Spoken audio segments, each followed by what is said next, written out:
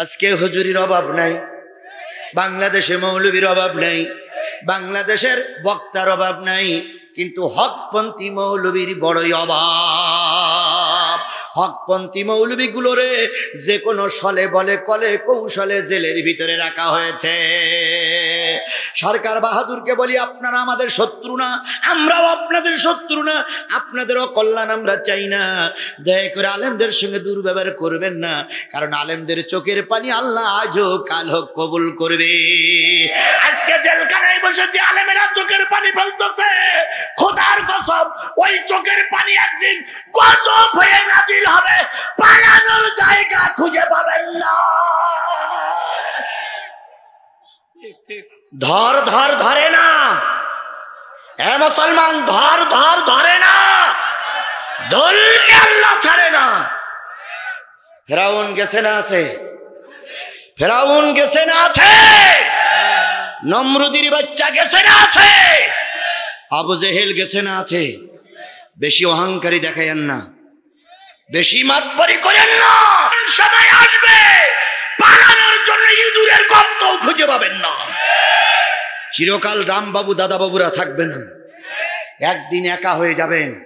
সেদিন যদি দেশের লোক পাশে না থাকে, জুতা পায়ে দেওয়ার সময় পাবেন না। আল্লাহ আমাদের বোঝার তৌফিক দান করুক, সকলে বলুন আমিন। বাংলাদেশের একজন আলেম, সেই আলেম এখন জেলখানায়। এই আলেম চাইল মাথা নত হবে কার কাছে? আল্লাহর কাছে, যারা দুনিয়ার কারোর কাছে। আমার মাথা নত হবে না। এখন যারা ক্ষমতায়, তখন তারা ক্ষমতায় ছিল। ওই আলেম কোরআনের পাখি জেলখানা কি বলে জাতীয় সংসদে ঢুকে দেখলো এই অবস্থা। উনি ফ্লোর নিয়ে বললেন, মাননীয় স্পিকার, আমি একজন মুসলমান, আপনি মুসলমান, আমার প্রধানমন্ত্রী মুসলমান, ৩০০ শতাধিক এমপির ভিতরে প্রায় ২৮০ জন মুসলমান। সকল মুসলমানদের মাথা কার কাছে নত হবে? আমরা যখন ঢুকি তখন আমাদের মাথাগুলো আপনার কাছে নত হয়। মাথাগুলো নিচু করে ঢুকতে, এটা শিরক, কোরআনের ভাষায় এটা শিরক। এই শিরক মুক্ত জীবন গঠন করতে চাই, আপনার কাছে এসে আমরা মাথা নিচু করে ঢুকবো না। দয়া করে আমার কথাটা আপনি গুরুত্বের সহকারে শুনবেন। স্পিকার সাহেব বললেন, মাওলানা সাহেব একটা লিখিত আপনি দেন। মাওলানা সাহেব লিখিত দিলেন। লিখিত জিনিসের পরে ভোটাভোট হলো, আলোচনা হলো, জাতীয় সংসদে পাশ হলো। আমার মাথা কারোর কাছে নত হবে না, কার কাছে ছাড়া? সেইখান থেকে জাতীয় সংসদে আর কেউ মাথা নিচু করে ঢোকে না। যেই আলেম ব্যক্তি জাতীয় সংসদকে শিরক মুক্ত করলো, আজকে জাতির কি নির্মম পরিহাস, তিনি ধর্ষণের মামলা নিয়ে জেলে বসে বসে কাঁদতেছে।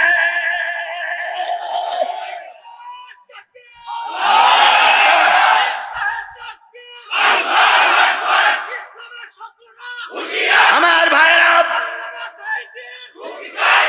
আমার ভাইরা, আমার ভাইরা, আলেমের মতন আলেম একজন হলে লক্ষ মুশরিকের কাজ করবে। তাহলে আল্লাহর কথায় রুকু করব কার কাছে? ২ নম্বর হচ্ছে ওয়াসজুদু, সেজদা করো। সেজদা মানে একেবারে নুয়ে যাওয়া, একেবারে মাথা লাগানো। কার কাছে সেজদা করব?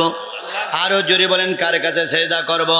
আমাদের দেশের কিছু ভণ্ড ফকির আছে, মুরিদিরা তার পায়ে সেজদা করে।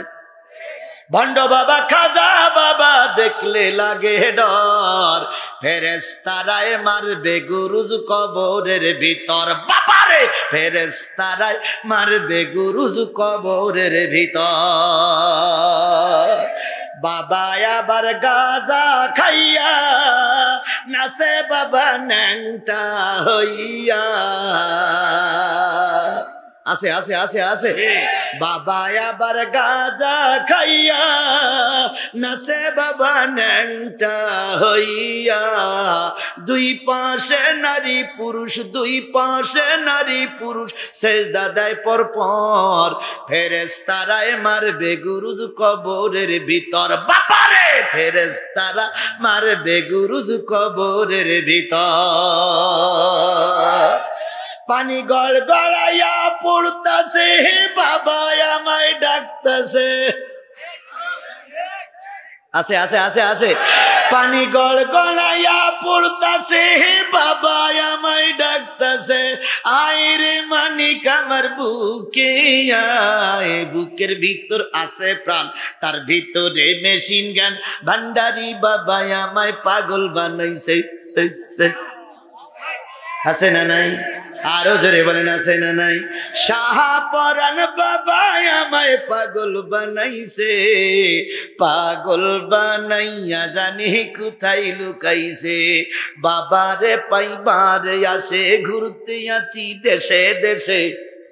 এই বাবারে পাইবারে আস, ঘুরতে আছি দেশে দেশে, না জানি কোন দোষে বাবা লুকাই রয়েছে। পাগল বানাইয়া জানি কোথায় লুকাইছে। এই এই এই এই এই।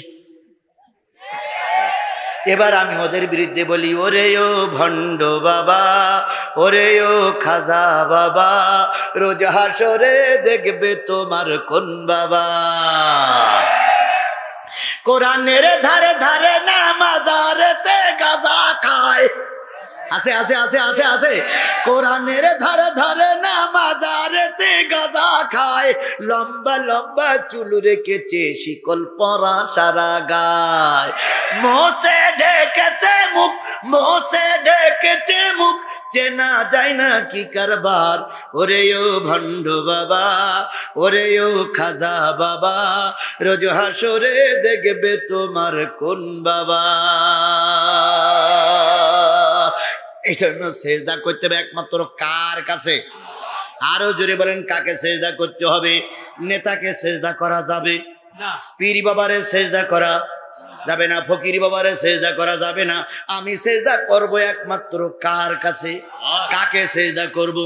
মনে থাকবে মুসলমান, মনে থাকবে রুকু করব কার জন্য, সেজদা করব কার জন্য? ওয়াবুদু রাব্বাকুম। আর আমার সকল গোলামি চলবে কার জন্য? আল্লাহ ছাড়া কারোর গোলামি দাসত্ব আমি করব না, কারণ আল্লাহ আমার একমাত্র প্রভু। ওয়াফালুল খায়রা লাআল্লাকুম তুফলিহুন। ভালো ভালো কাজ করো, ভালো ভালো কাজ করলে আশা করা যায় আল্লাহ পাক তোমাদের সফলতা দান করবে। এখন ভালো কাজগুলো কি? আলোচনায় আসি, ভালো কাজগুলো কি? এবার বলুন তো, নামাজ পড়া কি কাজ? সামনে আসতেছে রমজান, রোজা রাখা কি কাজ?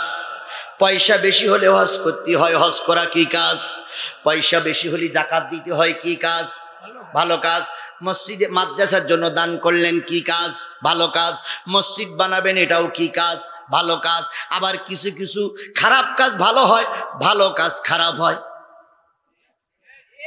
ভালো কাজ খারাপ হয়, খারাপ কাজ ভালো হয়। যেমন দেখুন, বিয়ে করলে কি হয় না? বিয়ে করলে আল্লাহ রসুলের হক আদায় হয়, বিয়ে করলে সন্তানের মুখ দেখা যায়। কথা বলেন ঠিক না বেঠিক? বিয়ে করে বাপ হওয়া যায়, বিয়ে করে মা হওয়া যায়, আবার বিয়ে না করেও মা হওয়া যায়।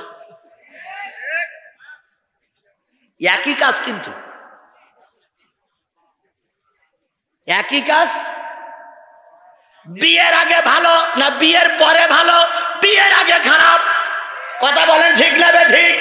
বাংলাদেশের একজন নায়িকা আছে, নাম তার পরিমণি, মাত্র 20টা বিয়ে করেছে।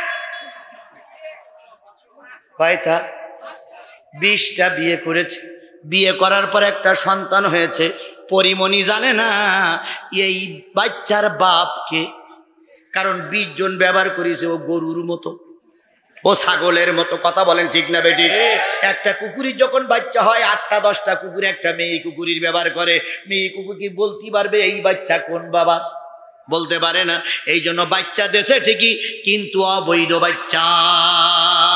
আজকে পরিমণির মতন নষ্টা মহিলা, পরিমণির মতন অবৈধ মহিলারা ঘুরে বেড়ায়, আর আলেমেরা জেল খেটে মরে কেন? সরকার বাহাদুর জানতে চায়।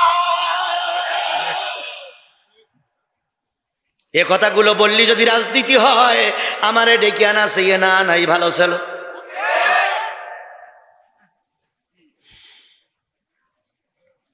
তাহলে পরিমণি বিয়ে করলো, পরিমণির বর পরিবর্তন করলো 20টা, ওরও একটা বাচ্চা হয়েছে। আবার গ্রামের সকিনা বিয়ে করেছে একটা, ওরও একটা বাচ্চা হয়েছে। সকিনার বাবার পরিচয় আছে, মার পরিচয় আছে। সকিনার কাজটা ভালো ছিল, সকিনার বাচ্চাটা হলো বৈধ বাচ্চা। কথা বলেন ঠিক না বেঠিক? আর পরিমণি বিয়ে ছাড়া অনেকগুলো লোকের সঙ্গে ব্যবহার করে বাচ্চা পাইছে, ওটাও ফুটফুটে এটাও ফুটফুটে, কিন্তু ওই সকিনার বাচ্চা বৈধ, পরিমণির বাচ্চা